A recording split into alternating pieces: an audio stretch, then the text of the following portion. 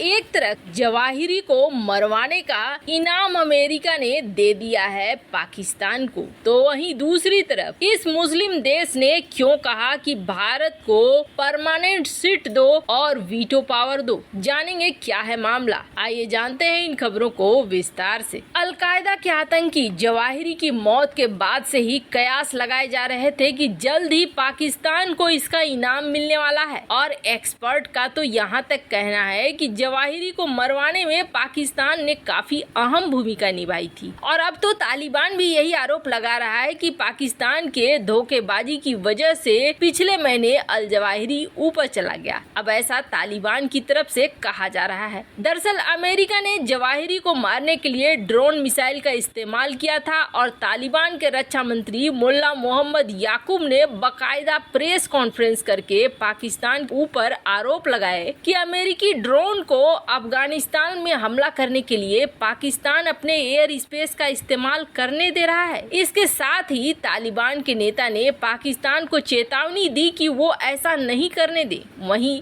भारत के defence expert ब्रह्मचेलानी पहले भी कह चुके हैं कि अलकायदा चीफ को मरवाने का इनाम पाकिस्तान को बहुत जल्दी मिलने वाला है और आखिरकार वही हुआ। कंगाली और बेहाली बेकारी की मार झेल रहे पाकिस्तान को इंटरनेशनल मॉनेटरी फंड यानी कि IMF से बहुत बड़ी राहत मिली है और IMF ने पाकिस्तान के बेल आउट पैकेज को फिर से जारी करने की मंजूरी दे दी है, जिसके बाद पाकिस्तान को 1.17 अरब अमेरिकी डॉलर की 7वीं और 8वीं किस्त मिलेगी। आपको बता दें पाकिस्तान काफी लंबे समय से IMF के सामने बेल आउट पैकेज के लिए गुहार लगा रहा था, लेकिन उसे मंजूरी नहीं दी जा रही थी। अब जाके उसे मंजूरी मिली है। वित्त मंत्री तो बहुत खुश है। उसने पाकिस्तान में देशवासियों को बधाइयां भेजी है, जैसे कि लोन नहीं बल्कि कमा कर लाया हो। IMF के कार्यकारी बोर्ड ने आखिरकार कहा कि ठीक है, नकदी की कमी से जूझ रहे इस देश को दे दो 1.17 बिलियन अमेरिकी डॉलर। अब शहबाज शरीफ सरकार भी हो गई खुश कि देश बच जाएगा। IMF और पाकिस्तान के समझौते के मुताबिक IMF ने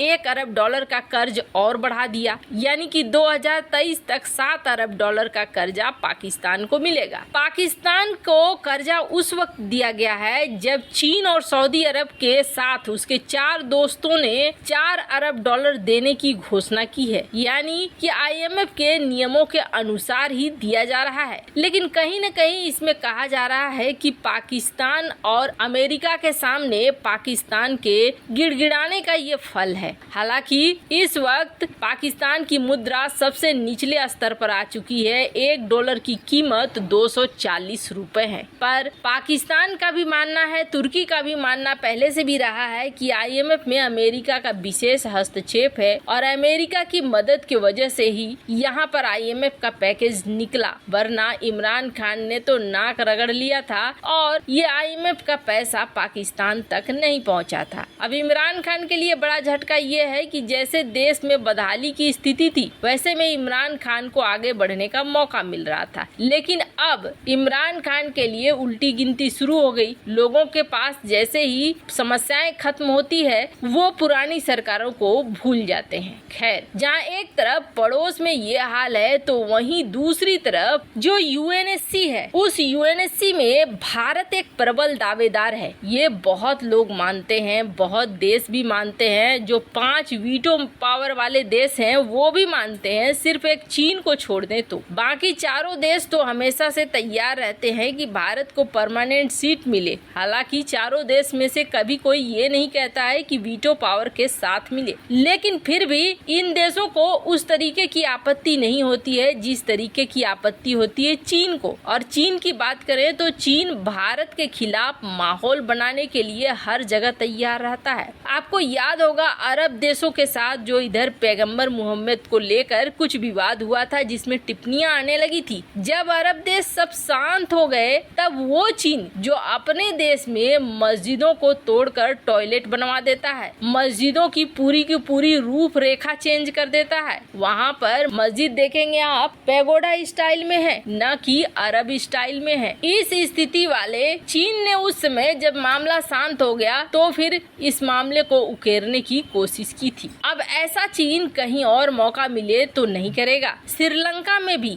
एंटी इंडिया लॉबी बनाने की कोशिश चीन लगातार करता रहता है और ऐसे ही दुनिया के लगभग हर उस जगह पे करता है जहां भारत की पहुंच है। खासकर भारत के पड़ोसियों के साथ ऐसा वो ज्यादा करता है। मालदीव, जिसे भारत ने काफी कुछ गिफ्ट भी किया है और बहुत सारे मदद भी किए हैं, वहां पर इंडिया आउट का कैंपेन चलाने के लिए कथित तौर पर चीन बहुत भारी भरकम रकम खर्च करता है और पुराने जो वहाँ के राष्ट्रपति हैं उसका इस्तेमाल बहुत करता है इस तरीके के इनिशिएटिव को आगे बढ़ाने के लिए। पर अब श्रीलंका की जो हालत हुई है वो श्रीलंका की हालत दुनिया के कई देशों के लिए एक एग्जाम्पल बन गया है और मालदीव के लिए भी ये एग्जाम्पल बन गया। मालदीव के जो फॉरेन मिनिस्टर हैं अब्दुल्ला शाहिद, उन्होंने इस बात को लेकर साफ किया कि कुछ ऐसे लोग हैं जो भारत के खिलाफ एक कैंपेन चलाने की कोशिश करते हैं, लेकिन इनका कोई राजनीतिक इरादा नहीं है, कोई सोशल इरादा नहीं है, कोई इकोनॉमिक और डेवलपमेंट का एजेंडा नहीं है। उनका एजेंडा है सिर्फ और सिर्फ घृणा करने का और कुछ नहीं। हम नहीं चाहते हैं कि इस तरीके के किसी भी कैंपेन को हम बढ़ावा दें,